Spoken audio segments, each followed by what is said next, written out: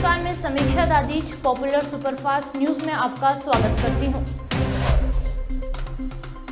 प्रकाश सिंह बादल के अंतिम दर्शन के लिए चंडीगढ़ जाएंगे पीएम मोदी। केजरीवाल को महाराज बताकर बीजेपी ने घेरा। अति को मारने से पहले शूटरों ने देखा था मूसेवाला की हत्या का वीडियो। मनीष सिसोदिया की पत्नी से मिलने अपोलो हॉस्पिटल जाएंगे अरविंद केजरीवाल।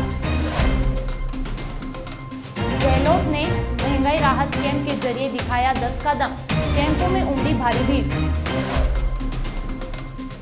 सूडान से अब तक 561 भारतीयों को निकाला। अजमेर में मंगलवार को भाजपा के प्रदर्शन के दौरान युवा मोर्चा के अध्यक्ष को बैरिकेड से नीचे गिराती दिखाई दी पुलिस। आपकी शैली ओबेरॉय फिर बनी दिल्ली की मेयर। पीएम मोदी आज सौराष्ट्र तमिल संगमम में समापन समारोह को संबोधित करेंगे। देश में कोरोना के 24 घंटे में 10,000 के करीब मामले। अब खबरें विस्तार से। प्रकाश सिंह बादल के अंतिम दर्शन के लिए चंडीगढ़ जाएंगे पीएम मोदी। अकाली के दफ्तर में देंगे श्रद्धांजलि। प्रधानमंत्री नरेंद्र मोदी बुधवार को पंजाब के मुख्यमंत्री प्रकाश सिंह बादल को अंतिम श्रद्धांजलि देने के लिए चंडीगढ़ जाएंगे। यहां पीएम शिरोमणि अकाली दल के पार्टी कार्यालय में उन्हें अपनी श्रद्धांजलि अर्पित करेंगे। आपको बता दें कि एक सप्ताह पहले मोहाली के अस्पताल में भर्ती होने के बाद मंगलवार को उनका निधन हो गया था। वे 95 साल के थे। प्रधानमंत्री नरेंद्र मोदी ने बादल के निधन पर शोक जताया और कहा कि उन्होंने न सिर्फ पंजाब की प्रगति के लिए अथक प्रयास किए बल्कि देश के विकास में भी बहुत योगदान दिया है। केंद्र सरकार ने प्रकाश सिंह बादल के सम्मान में 26 और 27 अप्रैल को पूरे देश में 2 दिवसीय राजकीय शोक की घोषणा की है। प्रकाश सिंह जी बादल की जो शख्सियत थी वो बियॉन्ड पार्टी लाइंस, सरदार प्रकाश सिंह जी बादल की एक रिस्पेक्ट पंजाब में और हिंदुस्तान की राजनीति में रही है। सरदार प्रकाश सिंह जी बादल एक इंस्टीट्यूशन थे। सरदार प्रकाश सिंह जी बादल जो 5 बार मुख्यमंत्री लेकिन उनकी सबसे जो बड़ी खासियत थी वो थी उनकी विनम्रता। किस तरीके से वो अपने विरोधी पार्टी के लीडर्स को डील करते थे ये शायद आज हर एक की जुबान पर है। और अगर पंजाब में सरदार प्रकाश सिंह जी बादल की कोई सबसे बड़ी प्राप्ति वो है अमन और भाईचारक सांझ को कायम रखना। सरदार प्रकाश सिंह जी बादल ये मानते थे कि अगर पंजाब तरक्की करे तो ही तरक्की कर सकता है जब यहाँ अमन और भाईचारक सांझ रहेगी, जब यहाँ गरीब और कमजोर तरक्की करेगा, किसान तरक्की करेगा। ये शख्सियत थी सरदार प्रकाश सिंह जी बादल की।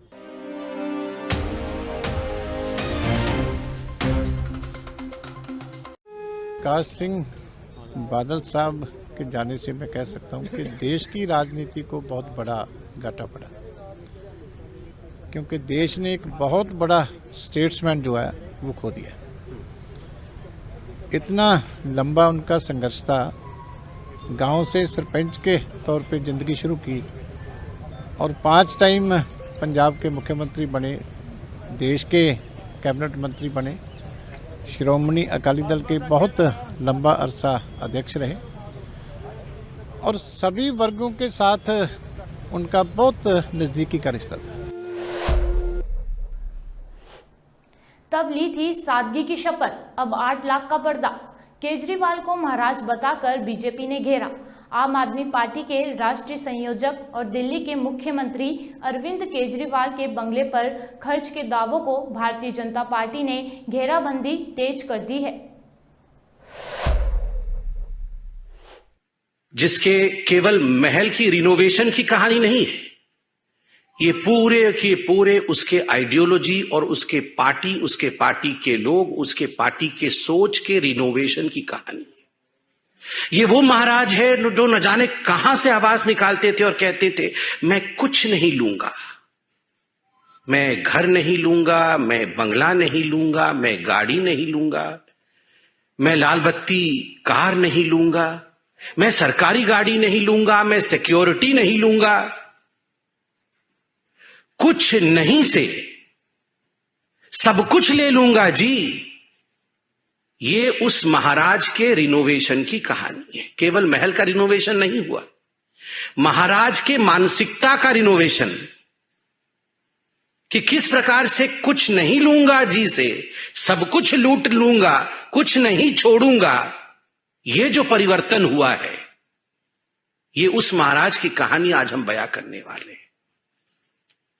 याद करिए, दुबले पतले से वो महाराज, डबल एक्सेल का शर्ट और उसके ऊपर ये कलम, जिस कलम में केवल एक बार ही रिफिल भरा गया था। जब 2013 में महाराज ने ये दस्तावेज साइन किए थे, एफिडेविट दिया था, ये महाराज का दस्तावेज एफिडेविट है, एक ही बार इस कलम में रिफिल भरा गया है। आज तक उस कलम में रिफिल नहीं है, वो कलम केवल कपड़े में लगा रहता है, क्योंकि हस्ताक्षर तो मंत्री करते हैं, भ्रष्टाचार का काम करने का काम तो मंत्री करते हैं। महाराज ने एक ही बार हस्ताक्षर किया था, और उसमें क्या लिखा था? उसमें लिखा था, मैं शपथ लेता हूं, मैं लाल बत्ती की गाड़ी नहीं लूंगा। मैं शपथ लेता हूं, मैं अपने लिए अनावश्यक सुरक्षा नहीं लूंगा। सुरक्षा बल नेताओं की सुरक्षा के लिए नहीं है, बल्कि आम आदमी की सुरक्षा के लिए होनी चाहिए। नेता को आम आदमी से ज्यादा सुरक्षा नहीं होनी चाहिए। मैं शपथ लेता हूं, मैं बड़ा बंगला नहीं लूंगा, आम आदमी की तरह सामान्य घर में रहूंगा। और बहुत सारी शपथ ली है, एक ही बार कलम का इस्तेमाल करके हस्ताक्षर किया था। महाराज ने शपथ किया था कि मैं शपथ करता हूं, मैं घर नहीं लूंगा। आपको मैं वीडियो भी दिखाऊंगा जिसमें महाराज अरविंद केजरीवाल कह रहे हैं, मैं क्यों घर लूंगा जी, मेरे तो अभी जिस घर में रहता हूं उसमें तो 4-5 कमरे हैं, मैं 4-5 कमरे में ही रहूंगा, और सरकार में भी आऊंगा तो 4-5 कमरे से ज्यादा कमरे नहीं लूंगा। और मैं सरकार से भी निवेदन करता हूं कि एक छोटा सा घर मुझे दिया जाए, मुझे कोई बंगला नहीं दिया जाए, मुझे कोई गाड़ी नहीं दी जाए, और ये जो सरकार ने मुझे आवंटित किया है घर, इस घर को सरकार वापस ले ले। इस प्रकार की बातें करते थे। और आज मैं उस महाराज की हवस जो ऐसो आराम के लिए है,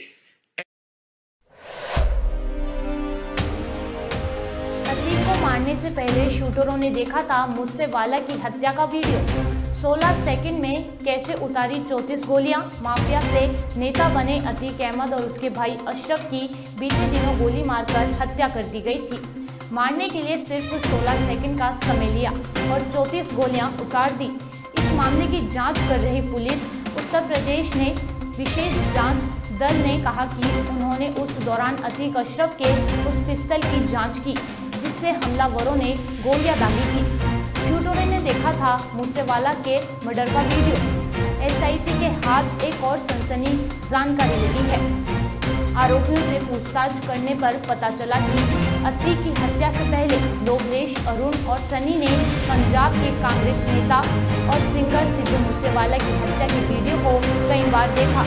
उनके बयान के मुताबिक इस वीडियो से उन्हें इस घटना को अंजाम देने का आइडिया लगा। इसके बाद उन्होंने मूसेवाला मर्डर की तरह अतीक और अशरफ को मारने का प्लान बनाया। इतना ही नहीं, हमलावर गैंगस्टर लॉरेंस बिश्नोई के बड़े फैन भी हैं।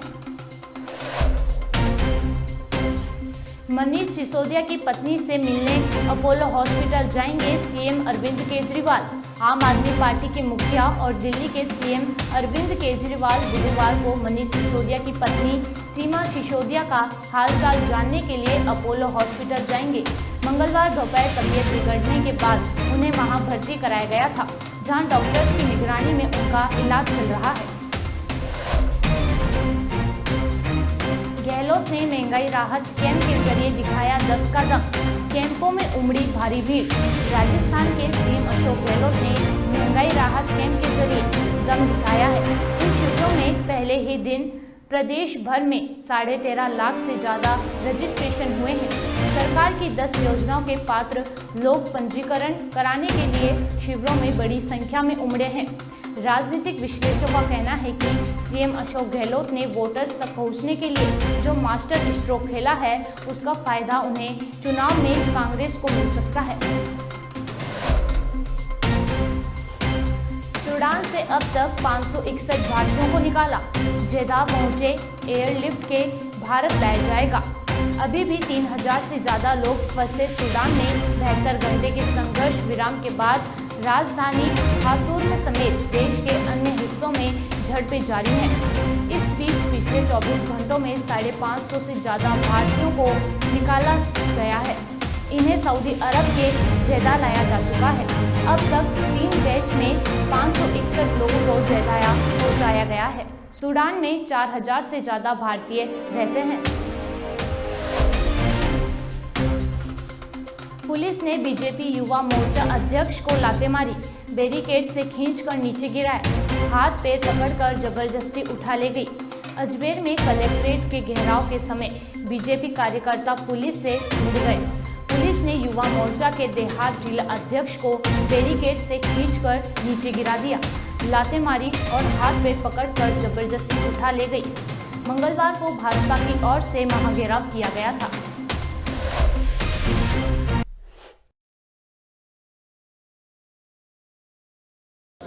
कैंप लगा रहे हैं 4.5 वर्षों के बाद, जब इनकी गिनती की सांसें बची हैं सरकार की। अब राजस्थान की जनता ने इस सरकार को और कांग्रेस को हमेशा के लिए राहत देने का मन बनाया है।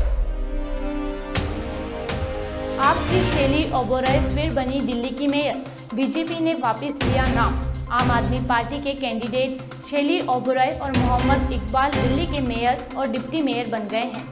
उन्हें दूसरे साल के लिए निर्विरोध चुन लिया गया है, क्योंकि बीजेपी के दोनों कैंडिडेट शीला रॉय और सोनी पांडे ने चुनाव के लिए एन पहले अपना नामांकन वापस ले लिया था। बीजेपी की ओर से आरोप लगाया कि आम आदमी पार्टी संविधान के तहत काम नहीं कर रही है।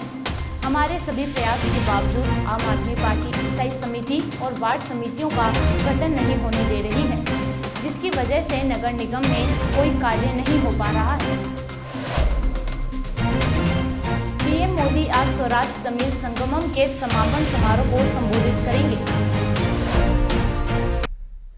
साथियों, ये बात सही है कि अतिथि सत्कार का सुख बहुत अनूठा होता है, लेकिन जब कोई अपना ही वर्षों बाद लौटकर घर आता है तो उस सुख की, उस उत्साह और उल्लास की बात ही कुछ अलग होती है। आज उसी गदगद हृदय से सौराष्ट्र का हर एक जन तमिलनाडु से आए अपने भाइयों और बहनों के स्वागत में पलके बिछाए हैं। आज उसी गदगद हृदय से मैं भी तमिलनाडु से आए मेरे अपनों के बीच वर्चुअली उपस्थित हूं। मुझे याद है, जब मैं मुख्यमंत्री था तब 2010 में मैंने मदुरई में ऐसे ही भव्य सौराष्ट्र संगम का आयोजन किया था। उस आयोजन में हमारे 50,000 से अधिक सौराष्ट्र के भाई बहन शामिल होने आए थे और आज सौराष्ट्र की धरती पर स्नेह और अपनेपन की वैसी ही लहरें दिख रही है। इतनी बड़ी संख्या में आप सब तमिलनाडु से अपने पूर्वजों की धरती पर आए हैं, अपने घर आए हैं। आपके चेहरों की खुशी देखकर मैं कह सकता हूं, आप यहां से ढेरों यादें और भावुक अनुभव अपने साथ लेकर जाएंगे। आपने सौराष्ट्र के पर्यटन का भी भरपूर आनंद लिया है।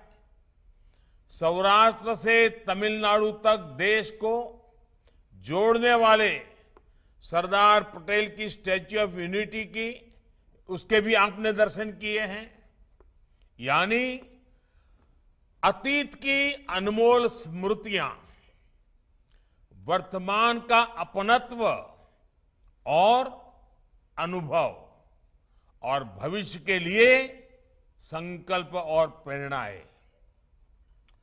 सौराष्ट्र तमिल संगमम, उसमें हम इन सभी का एक साथ दर्शन कर रहे हैं। मैं इस अद्भुत आयोजन के लिए सौराष्ट्र और तमिलनाडु के सभी लोगों को बधाई देता हूं। आप सभी का अभिनंदन करता हूं। देश में कोरोना के 24 घंटे में 10,000 के करीब मामले, बढ़ रहा मौतों का आंकड़ा, 29 मरीजों की गई जान। भारत में कोरोना वायरस के मामले लगातार बढ़ रहे हैं। केंद्रीय स्वास्थ्य मंत्रालय की तरफ से बुधवार 26 अप्रैल को जारी किए गए आंकड़ों के मुताबिक भारत ने पिछले 24 घंटों कोरोना के 9,629 नए मामले दर्ज किए हैं। वहीं 29 नई मौतों के बाद देश में अब तक कोविड से जान गंवाने वालों की संख्या बढ़कर 5,31,300 हो गई है।